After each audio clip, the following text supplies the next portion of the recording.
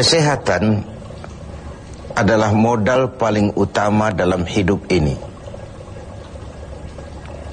Kita hanya bisa beraktivitas, melakukan berbagai kegiatan dalam hidup ini hanya oleh karena kita memiliki sesuatu yang bernama sehat.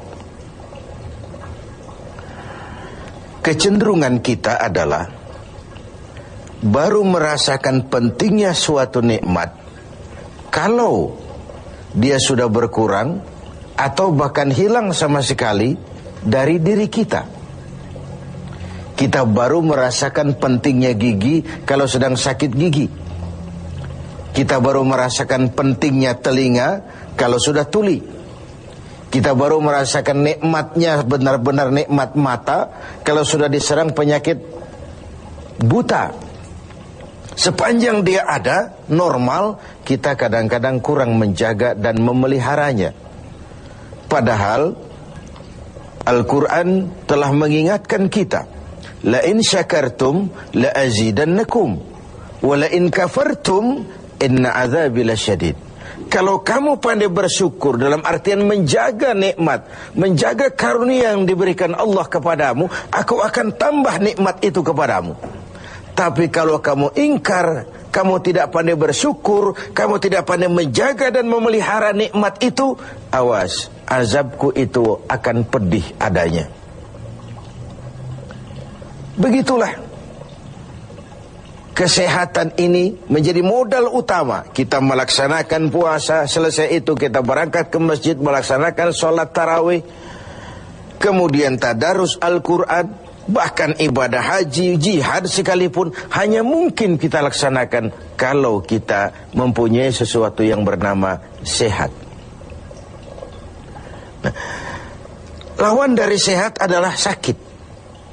Kita manusia terdiri dari dua elemen pokok, jasmani dan rohani.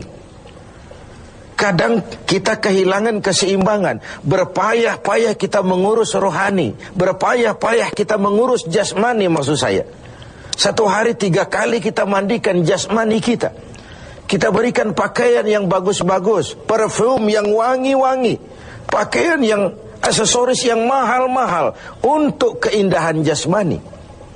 Pernahkah kita berpikir seperti itu untuk menambah keindahan rohani kita?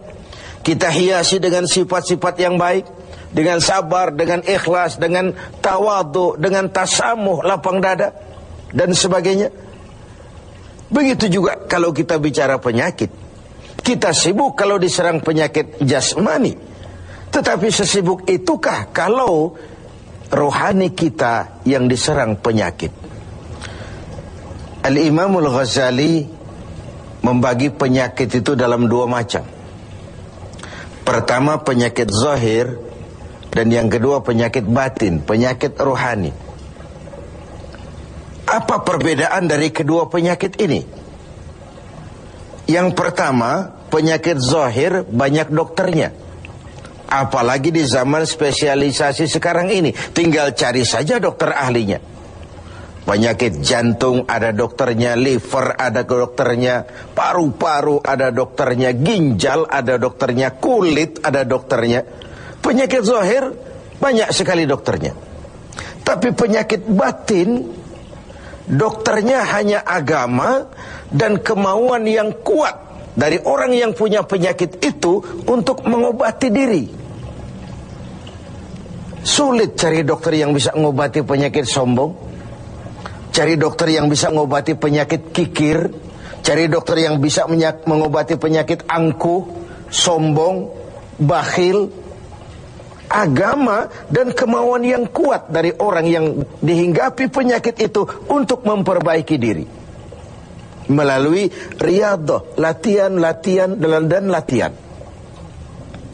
Yang kedua, kata Al-Ghazali, perbedaannya ini aneh. Penyakit zahir, yang empunya penyakit lebih tahu dari orang lain. Sedangkan penyakit batin, sering orang lain lebih tahu dari yang punya. Ini aneh. Kita punya penyakit jantung, kita tahu wong itu penyakit kita dan itu penyakit zahir.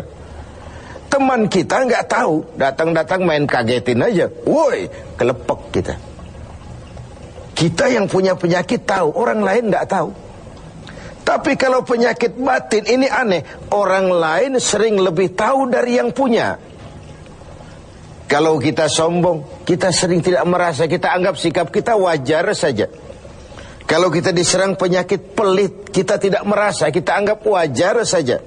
Kalau kita diserang penyakit hasud, kita anggap wajar saja. Orang lain yang tahu.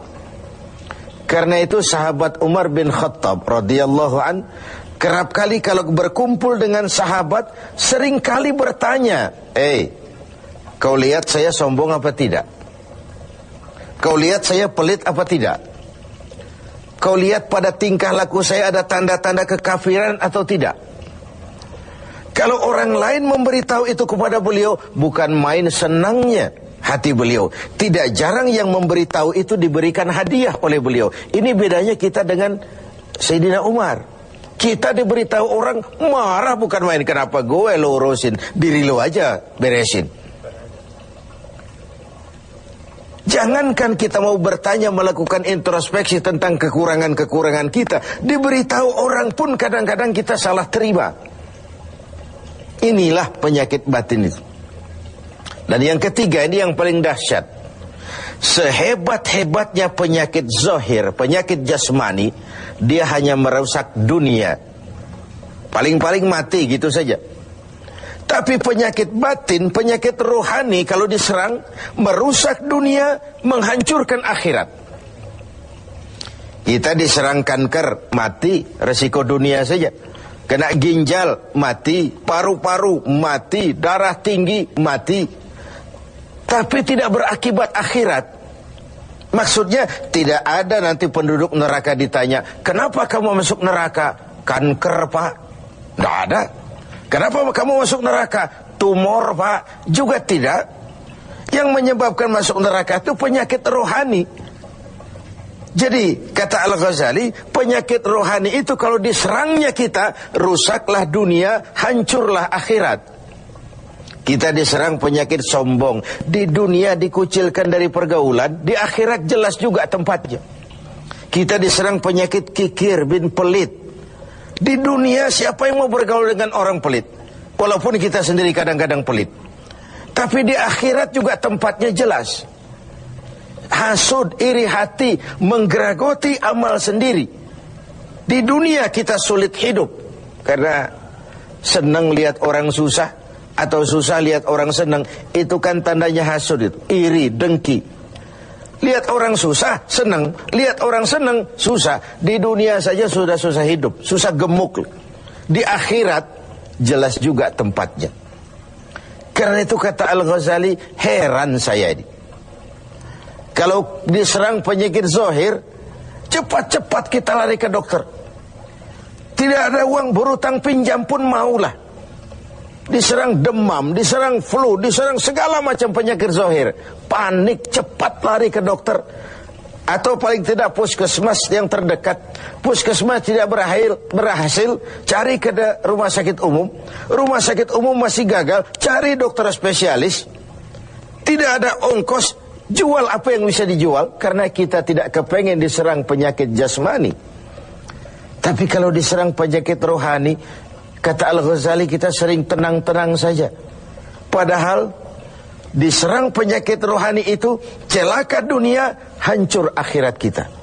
Sehingga beliau menghimbau, kalau kita begitu bersungguh-sungguh mengobati penyakit jasmani yang kalau diserang hanya merusak kehidupan dunia, betapa kita tidak akan lebih bersungguh-sungguh mencari obat penangkal penyakit yang kalau diserangnya kita, rusaklah dunia, hancur jugalah akhirat kelak.